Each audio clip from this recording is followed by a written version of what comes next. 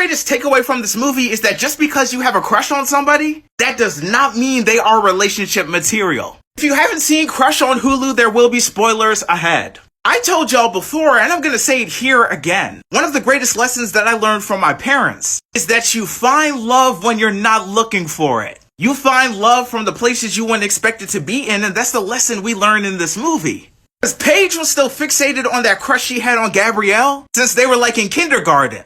But when she got to that moment, when she finally got her chance to spit that game at Gabrielle, it was awkward between them. But then y'all saw when she got to that moment with AJ, although that was her second time kissing somebody, she knew exactly what to do because the feelings were natural. Because they had spent the whole movie hanging out and kicking it with each other, just chilling and vibing. They really got to know each other. And in the movie, Paige only really talked with Gabrielle about 3 or 4 times. And listen, y'all, this was the key difference in their relationship. AJ saw Paige for who she was, and she loved her for that. But the only time when Gabrielle noticed Paige was when she wanted something. Y'all saw that as soon as they then broke up with her, she was all over Paige. That's why sometimes you might think your love is coming from this crush you've been chasing your whole life.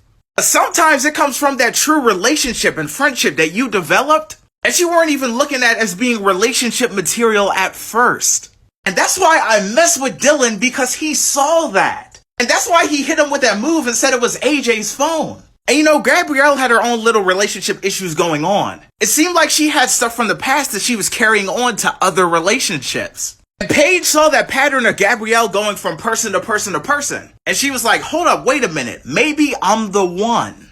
But what you gotta realize when you're dealing with relationships is that you thinking you're the one doesn't mean that you have to go into a relationship fixing other people's problems. Because the difference in AJ and Paige's thing was when they got into a relationship, their problems fixed themselves naturally.